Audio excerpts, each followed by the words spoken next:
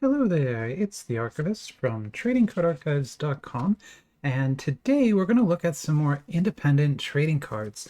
Now, if you remember, what that means is uh, there are big companies, of course, Topps, Upper Deck, Cardsmiths even. These are big companies that produce tons of sets every year, and they just, they print hundreds of thousands of boxes, right? Like it's a big business. You've got the same thing in China. You've got Kaio, of course, producing hundreds of sets a month.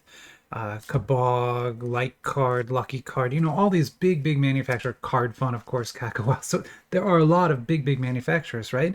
But there's also a lot of tiny little boutique manufacturers that uh, are creating some of the more interesting sets. And a lot of these sets would never get created otherwise, right? It needs somebody who's passionate about that particular subject matter to go out and create the cards, run the sale, print them, and ship them, right? And so someone has to do all that work. And there are a few of these small publishers that I follow very closely. Richard Parks, of course, being the top, right? I mean, he's almost a big publisher at this point. He produces a lot of major sets. His Kickstarters sell out instantly.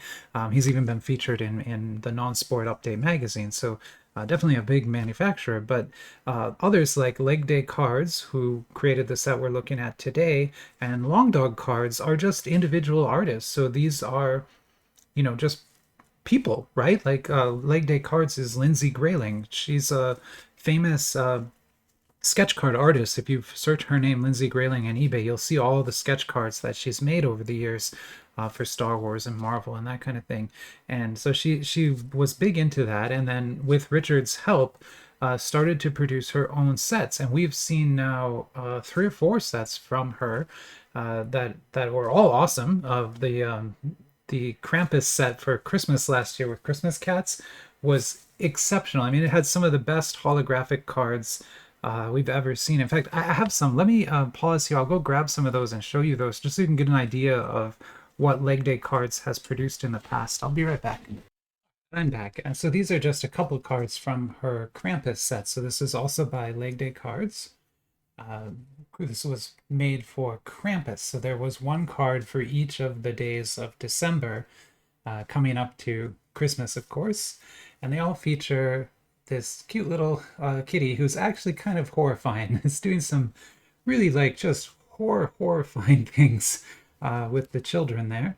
But then you can see here some lenticular cards too that are just exceptionally well produced. And so this is the kind of stuff that is being created by independent trading card publishers, and kind of lost to the world otherwise. Like, not a lot of people know about these. I tried my best to advertise them, but a Kickstarter like this, they maybe sold 200 copies, right? And that's it in the whole world. And so the cards become very rare, and people who have them want them, and people who don't, too bad. Sometimes they're very difficult to find if you missed out on the Kickstarter. But for now, what we're going to look at today is the latest release. So this is Leg Day Cards' last Kickstarter that they ran. It was called the Trading Card Collectors Collage. And it's kind of a set of sets. So you'll see when we get it open, there's many different mini sets within this larger collection. I can walk you through the Kickstarter quickly. So this is the Kickstarter campaign page. Again, the campaign's over now, so you can't back it anymore. But that is Lindsey Greyling there. She's the artist who came up with the concept for this set and then got all of the other sets put together. So there's many artists involved here, not just her, but she's the one who put this set together. And so you can see there were 6 different mini sets: Feline Teatime, Purrfect Patterns, Wee Willy Winky, Kute Afflictions, Floofy Monsters, and then Fine Art Nudes, which I might not be able to show you. I'm not entirely sure yet. We'll have to see when we get into those, but I might have to censor those ones just a little bit. I've got a little card here to censor them with. But that's what we should be seeing, and then one metal card as well. So gives you kind of an idea of the cards available. And yeah, since we have them all here, why don't we start going through them and take a look and see see what this collection has for us. So right on top, we've got the signed metal card. And then, oh wow, they're like little packs. That's amazing. I love it. Okay. Oh, so they're all in these little packs. That is super cool. I'm actually really happy about that. Usually you just get like a tuck box with everything, but this is exceptional. And this one's pre-sleeved. So that's fantastic. Many thanks to a special fan, it says. And so that is newsflash, I applaud you. And that's Lindsey Greyling signed that card. So that's kind of amazing. A signed card. Wow.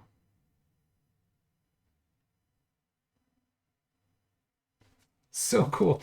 Also, Lenticular again, and her cat character. So that's a character she actually created. So why don't we start with the non-risque ones, and we can move through to the risque ones at the end. And that way, if I have to do any editing or anything, I can do that a little bit easier. But this should be a puzzle in here. So there should be a set of cards in here that are the puzzle cards. Oh, there's another one. Oh, another metal card. Okay, so we got the Lenticular, and then we also got a metal card, limited edition. This is number 10 of 100, and it features the entire feline family on it. I can take that out of its sleeve so you can see it a little better there. Beautiful print. I mean, it almost has like a Where the Wild Things Are look to it. This is original art from Lindsey, so she drew that artwork, right? That's what I think is really so special about these. And so it's a puzzle. It's a nice cracked ice foil on there. So I'm going to go ahead and get each one of these sleeved up. But you can see they all have their own little story. So this is Mrs. Whiskerface. Miss Whiskerface, with her dazzling orange eyes, has a regal demeanor. She is the mother of Clawsworth. Oh, so we're going to meet the entire family here. That makes sense. It's a family tree after all.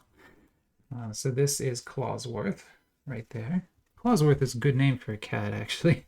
That kind of sounds like my cat. Oh, we can follow this and probably figure it out here. So let's see. So, yeah, okay. So these would go together, maybe? Oh, I'm unsure.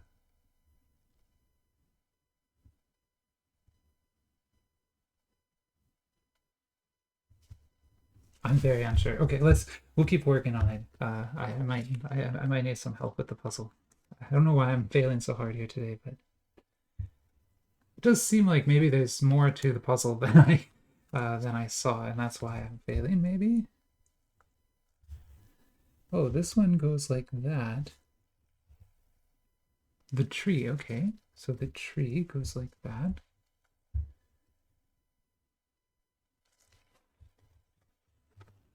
And then we have Lady Musin. That's a French cat, I bet. She's gonna go over here, I think.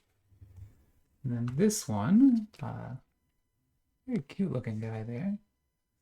That is Mr. Whiskerface. Okay, so that's Mrs. and Mr. Whiskerface right there.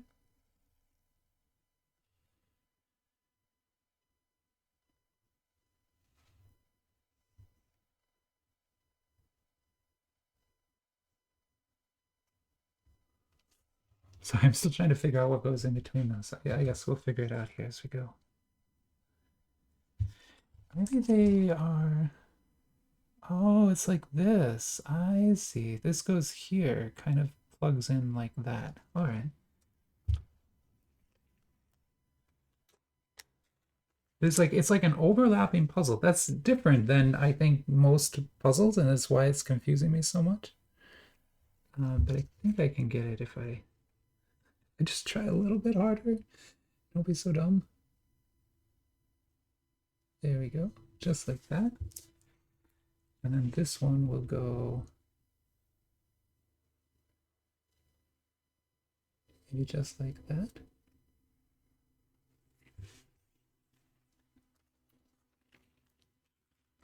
And then our last, but certainly not least here, is Sir Purrington. Sir Purrington. And Sir Purrington goes right here. There. So there's our cat family tree.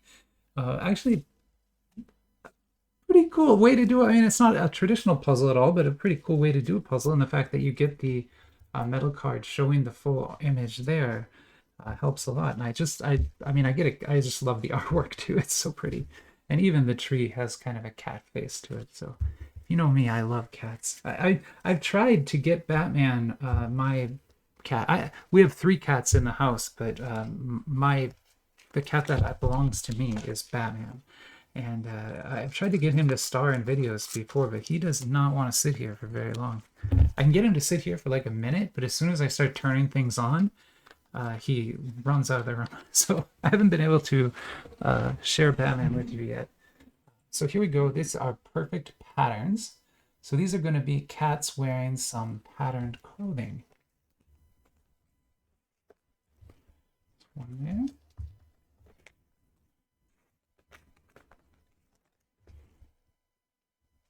And they all, of course, are going to have names and stories. So that's Albino.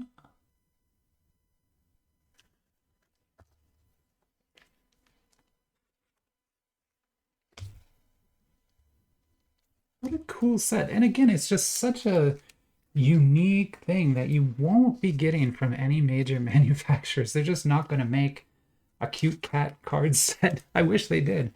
Could you imagine like if Topps just went all in and just made like a cat set and incorporated their licenses? They could have like Marvel cats and Star Wars cats, and they could have like basketball cats, and I mean you could do a lot, right? But they're never going to do it, and their license holders would never let them either. So there's Calico. Oh, that's a tortoise shell. I get it, because a tortoise. One of our cats is a tortoise shell. She's actually sitting right outside the office waiting for me right now. And who's this jester cat here? Who's that? Harlequin. Oh, yeah, of course. That makes sense. So there's our Purrfect Patterns. Love it. I mean, this is the kind of stuff I'm here for. I'm here for it. I love this kind of stuff. I'll never stop adding cards like this to the collection. And you know, a lot of ways, like this is what I think the hobby should be all about, is these kinds of, you know, independent sets that people are producing, and we're just kind of like sharing and collecting, and people are making the beautiful art. And yeah, I love it. I love supporting it. I love being a part of it, doing anything I can to help. So yeah. Like I said, I keep track of these Kickstarters, so if you do want to know when they're running, I have a page on the Trading Card Archives for independent sets, and I have all the Kickstarters there. But also, I'll make a little news post on this website and usually on Instagram when it's sorry, this top card is throwing me. When it's time. This is a promo, so this is not part of the tea time, because these are tea time sets. This is a promo for Patas, the Paws of Fate. So this will be a Richard Parks and Leg Day Cards collaboration that is going to come out. So this will feature characters from Manos, the Hands of Fate, that famous cult movie that MST3K did. They're going to be cats. So they're going to redo the movie with cats and give us trading cards. So here's Feline Teatime. In the Victorian era, cats were often depicted as elegant companions to ladies enjoying afternoon tea. Or swimming in the tea, apparently.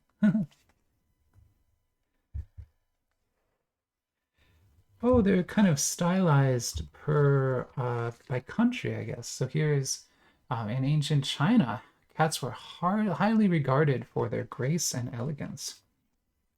And we know that because there are a few different cat Dynasty cat sets. Card Fund produces a Let's Draw a Cat is what they call it, but I call it Dynasty Cats, and it's an amazing set of cards. And that's produced in China because of how revered the cat is there. In the court of Queen Elizabeth I, cats were rumored to have their own designated tea time. Well now, I know our cats would love that. I don't know. I don't know if they drink tea, but they definitely drink a lot of water. I just cleaned all their fountains today. We keep these like running water fountains around the house for them to drink from. And I have to clean those every once in a while, and I clean them all today. These are awesome. Like I'm kind of going through these fast, but they are super awesome. Like the images alone are very cool, but then, the fact that you get some neat information about cats. Cats were believed to have magical powers, including the ability to brew the perfect cup of tea with just the flick of their whiskers. Well, that doesn't sound right. They could definitely knock the tea on the ground. I believe that. I don't think they could brew it. So in the court of Louis the 14th, XIV, 14th of France, cats were rumored to have attended lavish tea parties wearing tiny powdered wigs. I don't believe that. You can't. No. I've seen those videos of people putting hats on their cats. None of my cats will wear a hat. If I try to put a hat on them, they just fall on the ground and won't move until you take the hat off. So yeah, they do not like wearing hats at all. Legend has it that during the Boston Tea Party, while rebels were dumping tea into the harbor, a mischievous cat was spotted trying to fish out the tea bags with its whiskers. Now, I have to mention something. You might have noticed it from the packaging, but Lindsey Greyling lives in the UK, which is part of the British Empire, is the current British Empire. And so, from their point of view, the Tea Party were rebels, right?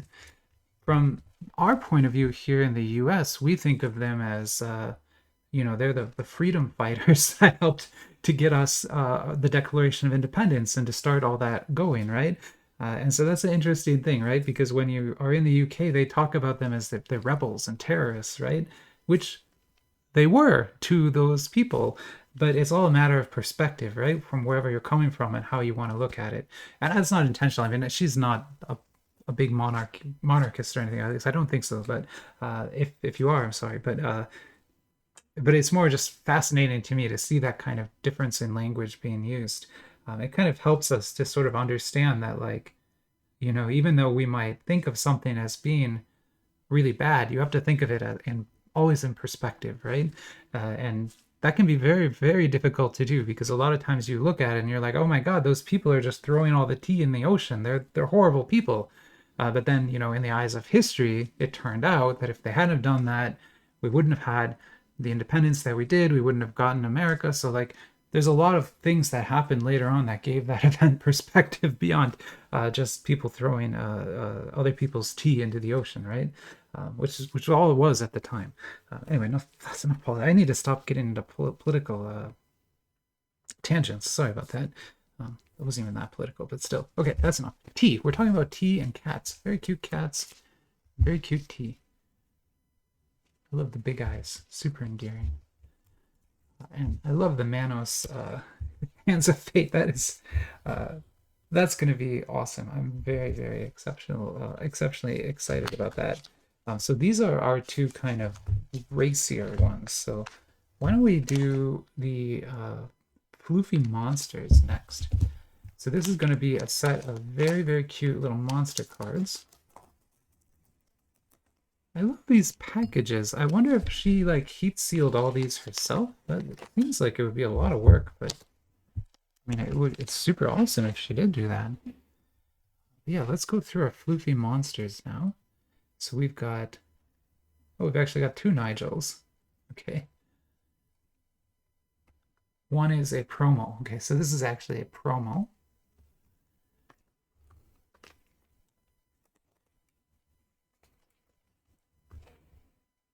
And this is the actual Nigel, the Floofy monster.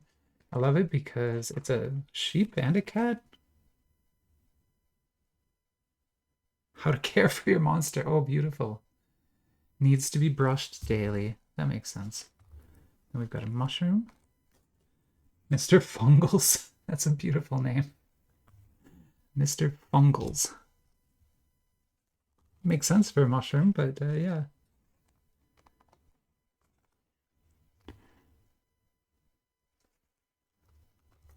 That is Uncle Clive. Here's Boops. Very cute little monster there. Boops. Oh, who doesn't like some boops? Kitties love getting boops. They don't like that at all.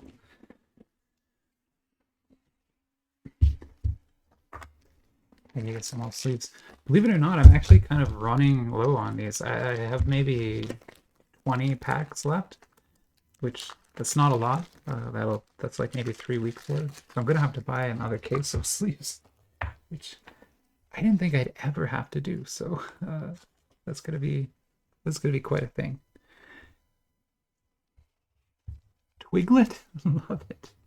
Meanie, okay, we've got a meanie there. How do you care for a meanie? Provide a swimming area and also some sand. It likes pina coladas and lemons. Okay. Has a challenging temperament. Love it. Great. Maybe I won't adopt that one. Here's Tupperware. Definitely like where the wild things are. Look to all this. Lord Poofington. The names alone are kind of amazing. I love it. Oh, this is great. This is really good. I mean, Lindsey, I don't know if you're going to watch the video or not, but if you are, awesome job here. You've put together just a fantastic set. I mean, it's just fun. And that's what you're looking for, right? You like, you know, the pirate set and stuff are cool because you can learn a lot from them, but at the same time, after reading like 30 or 40 pirates cards, it's just like, oh, I'm learning too much, right? These are fun. Like there's a lot of just kind of fun here. Bada boom. Which that needs to be in the hobby as well. So I applaud you for that. Here's Thieves. It reminds me of maybe like Critters almost. That movie was a scary movie. Super Tramp. Huh. That's what I used to call my sister. Just kidding. I'm joking. I'm joking. My sister's a nice person. I never called her that. I probably did call her that, but I didn't mean it if I did. Never meant it. Chuck Diggy? These are great. Jabroni, of course. Okay, see, this one I have friends I could give this to from the East Coast who would, because they actually, you know, use the word jabroni all the time. Captain Showbiz. It's a nice smile on that Captain Showbiz there. Gorgeous George. And then Moonface.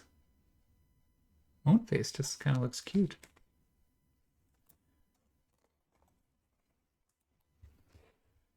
And then Dormant Dave. Sleeping away. You could see like a cartoon series being created with a set of characters like that, right? I mean, that's a rich set of characters with, you know, you could definitely see some nice storylines going on, and it could be, you know, even an adult animation with some violence and fighting and things, and maybe like some of the yeah. Someone was talking about the Happy Tree Friends show in comments, which is an old violent comedy show. It was a really interesting show because it like pretended to be a children's animation, and so for the first minute of the show you would just think, oh, it's all these forest animals and they're going to have an adventure and learn about sharing, and maybe they'll learn the alphabet or something like that, right? But then within a minute or so they just start murdering each other, they're taking drugs, it's like just chaos, and it's really not a children's show at all, but it definitely hides itself as one well. All right, so we'll keep going here. This is Kute Afflictions now. So I think this will be like drawings of maybe different monsters, or I'm not entirely sure. Let's find out together. So our first one is Medusa. Medusa, of course, capable of turning people to stone. So these must be like different ailments that can come to you, right? Because you can be turned to stone by Medusa. But she's also stitched up with those button eyes that were used in the Coraline movie, right? Here's another one, Kute Afflictions. This is Billy. Looks like maybe a goat. The sight of him stirs the desire to flee. He takes out his pipes and plays them with glee. The notes he plays are haunting and hollow, but like rats to the piper, people will follow. Oh, okay, so that's like the Pied Piper, right? Yeah, the Pied Piper, right? He plays that flute and then starts out wanting to get the rats out of town, but then he ends up what's he end? He ends up like taking all the children away too, right? Kind of horrible.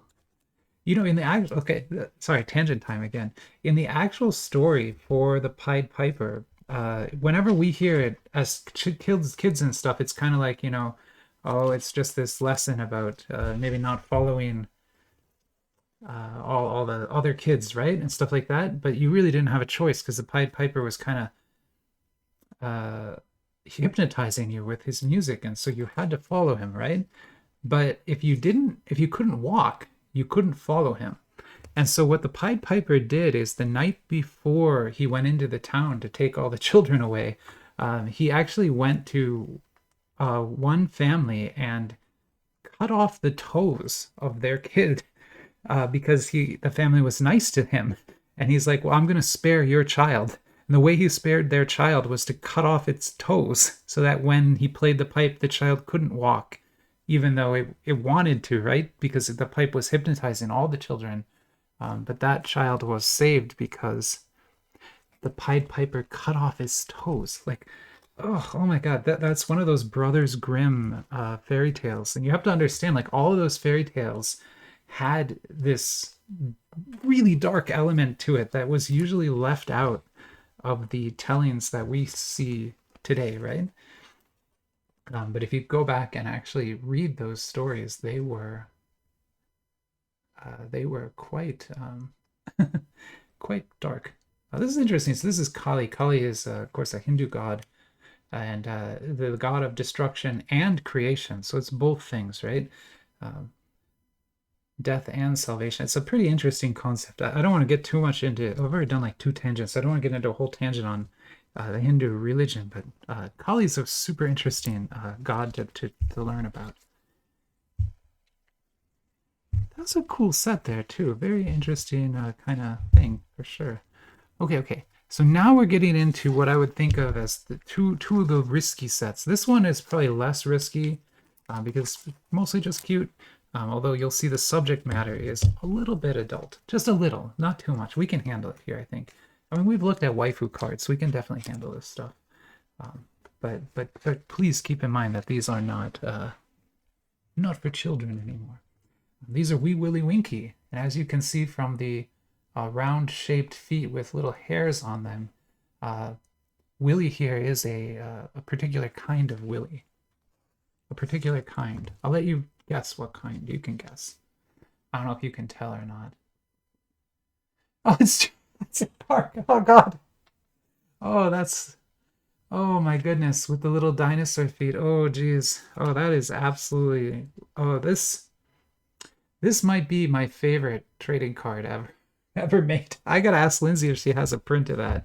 I would love to buy a print of that. That one looks very cool. I didn't know that was in the set. Oh my God, that's amazing. This is Hill Willy, like a hillbilly. Here's a Wee Willy Winky family, I guess. I'm not sure. What is this? The Animals of Morningwood. Oh, geez. Oh, okay. Look, children, no, this is not for children anymore. We're done with that part. This is now the adult part. So, high drag projectile, regardless of orientation, it will fly head first. A shuttlecock. The badminton projectile is actually called a shuttlecock. That's the actual name of it. Provide a moist environment at all times. Oh, Lindsey, these are intense and exceptional. Wee Willy Winky, just out in the forest. Calmness of mind is one of the beautiful jewels of wisdom. That is a tranquility. Oh, these are something else. I'm gonna put these in a binder and just like let people turn to see it and just look and try to understand and not I won't explain it to them. I'll just be like, yeah, that's what they are. They're Wee Willy Winky. It's just a mushroom, just a hairy mushroom, just a hairy mushroom. Oh, I don't want to read the back of this one. Okay, I'm gonna do it. Cocktail. Maybe it's a kind of colada. 2 ounces white rum. Do not. This drink is fine up until the last ingredient. Don't put the last ingredient in there, and that's actually the recipe for pina colada. All right. Uh, hilarious. These are great. These are great. Like these are really, really good. I hope, I don't know. I hope YouTube doesn't have any kind of way to flag that. I don't think they can, but if they can, I'm sorry. These ones though, this is going to be trouble. So these are by an artist named Andrew Fries, and they're fine art nudes. So these are going to be nude cards, bare butts, bare breasts, that kind of thing. But they're meant to be artistic, right? And so in the US, we've had a lot over the years of lawsuits about obscene content, right? There were many, many of those from books and art and stories in the 40s, 30s, 50s. Countries, the states were always suing people for selling what they considered to be obscene content. And that could even be books, right? And so there was a point at which the U.S. Postal Service was suing a book publisher for selling, what book was it? It was probably Naked Lunch. It was probably Naked Lunch. But yeah, anyway, they were selling Naked Lunch and it was deemed obscene. And so the US Post Office sued this publisher. And that case went all the way to the Supreme Court and they lost. And they lost because the First Amendment says that, you can't just ban things because you don't like them, right? You can only ban things because you have sort of, as the government, you need to have a vested interest in doing that protects people for some reason, right? And so that's where things like alcohol bans can come into place, and even firearm bans to some extent. Although that one's tricky because the Second Amendment then overrules the first. But alcohol is allowed to be banned, cigarettes too, because the government has argued that they have this vested interest, right? And so they can do that. But the government has always lost when they've tried to do that from a cultural point of view. When they've tried to say that, this book, Naked Lunch, is going to corrupt the youth. Like that is not a good enough interest in the eyes of the law anyway, to ban something in America. And in fact, most countries, it's not. A lot of countries, it can be like a lot of Mid-Eastern countries will just ban things for cultural reasons, and their laws allow that. But in America, it's not allowed. And so this would be, can't be banned, right? But the thing is, it can't be banned by the government. YouTube is a private company, and so they can have any rules they want. And so I'm going to guess that whatever's in here, YouTube does not want shown on their platform. And they have a right to that because, it is their platform. And so what I'm going to do is I'll kind of flip them over one at a time, and I'll look at them. And if they seem like there's something I can show you, I'll show you. And if I need to censor it, I'll censor it. And just to get started here, this is definitely one that I can show you. I don't think there's any problem with that at all. But you can see this is what a tasteful artistic nude would be. And what's interesting is that's a drawing. That's not a photograph. So all that hatching and shading is being done by hand. Okay, now this one has some parts that I can show you, so I'll cover that up. But show you the beautiful hatchwork. Again, this shading is just exceptional there. And then I'll get a sleeve on that one. And we'll have to put that upside down. Then our next one here, this one should be okay again.